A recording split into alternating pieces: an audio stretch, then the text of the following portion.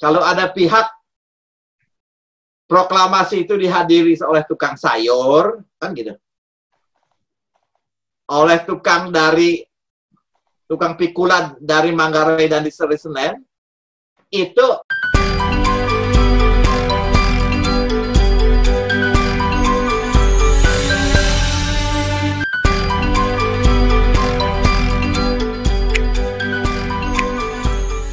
sekarang ini sebagai perspektif, terus terang saja banyak generasi muda bertanya, Pak, itu kan selama tahun 44 itu kan lama Pak, katanya. Bung Karno itu urusannya apa aja? Saya tidak berani mengatakan hal ini. Sepengetahuan saya, Bung Karno itu lebih sinyal-sinyal yang kita terima dia sebagai alatnya pemerintahan Jepang, karena dia mendirikan Putra, bubarin, diganti dengan Jawa Hokokai, itu tidak bisa bergerak banyak. Kemudian dia adalah orang penting di Cuasangiin. Ada pertemuan-pertemuan, tapi sebetulnya kayaknya pro forma aja gitu. Kayak kembang plastik. Tidak ada hal yang menjanjikan. Termasuk yang tadi saya sebutkan.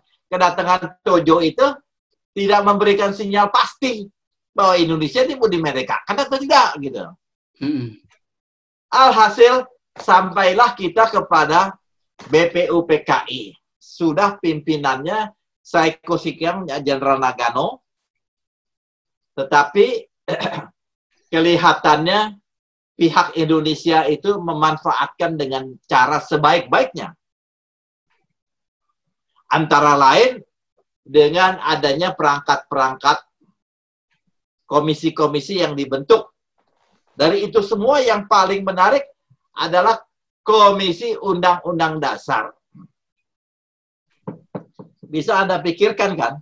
Undang-Undang Dasar itu dirancang pada sidang BPUPKI. Dan itu katanya hanya dalam waktu singkat dirubah menjadi UUD 45. Ketika dibahas untuk tanggal 18 Agustus itu masih ketat, masih keras ciri-ciri Jepangnya. Gitu ya.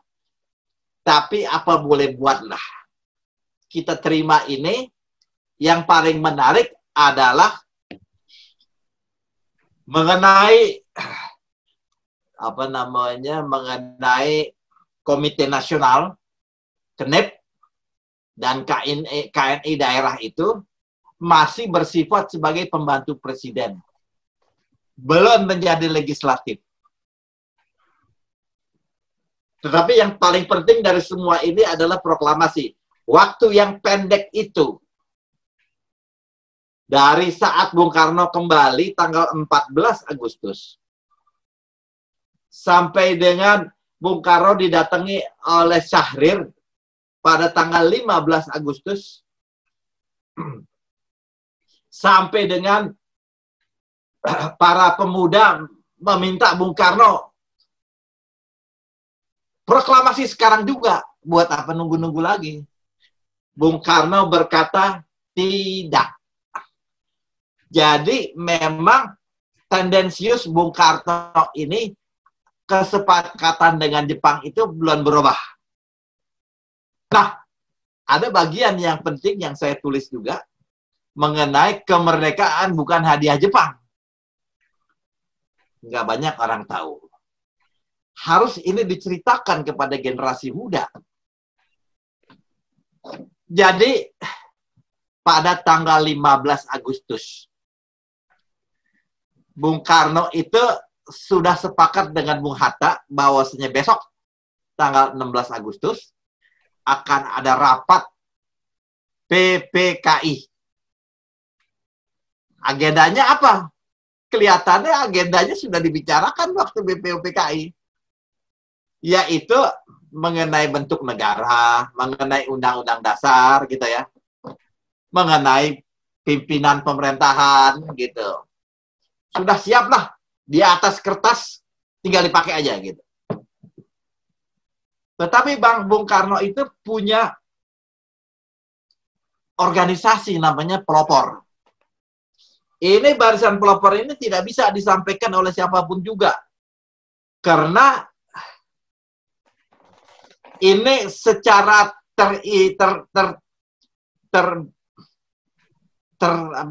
rahasia, sangat rahasia sebetulnya. Didirikan waktu di zaman Jepang, Bung Karno tidak bisa aktif, diserahkan kepada Dr. Muardi.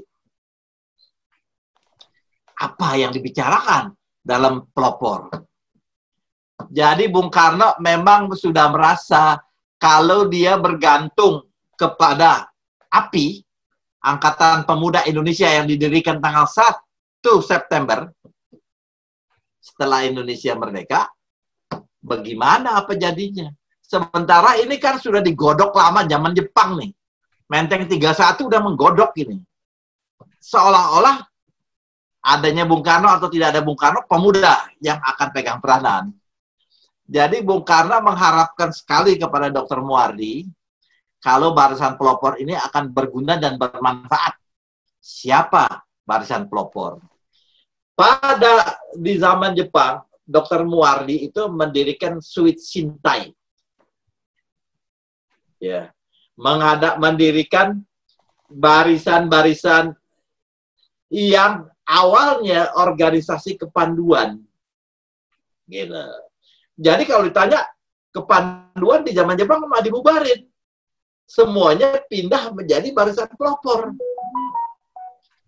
Para penggagas daripada kepanduan dengan segala keistimewaannya itu berubah menjadi gerakan pelopor kebangsaan. Mau nggak mau ini harus diadakan penelitian, diyakini dia punya keberadaannya. Kenapa?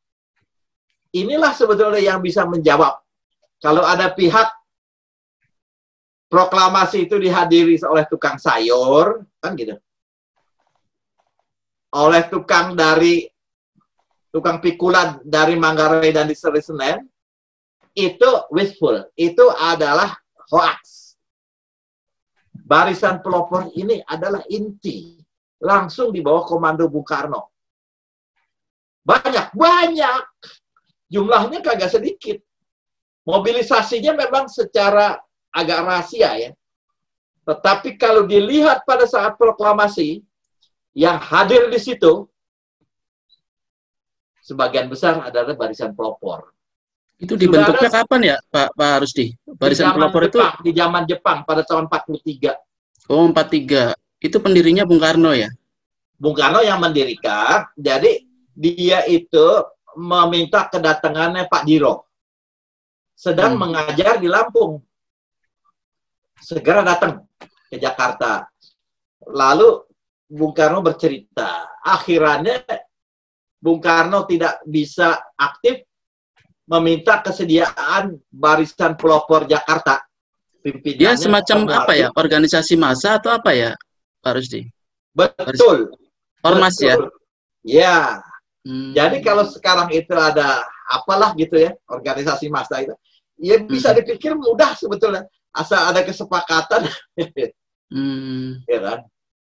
Nah, ini sebetulnya sebuah pendapat ya. Keyakinan saya bahwa saya barisan pelopor itu seperti dilupakan padahal penting. Memang ada generasi pemuda itu sudah mengisolasi diri, mereka membuat barisan pemuda ya, Menteng 31 ya. Kemudian juga ada perapatan 10 ya. Tetapi nggak ada yang 8 barisan pelopor. Itu mereka tiba-tiba nanti pada akhir tahun 45 bisa berubah menjadi pasukan bersenjata, namanya Barisan Banteng. Itu jadi angkatan bersenjata ya?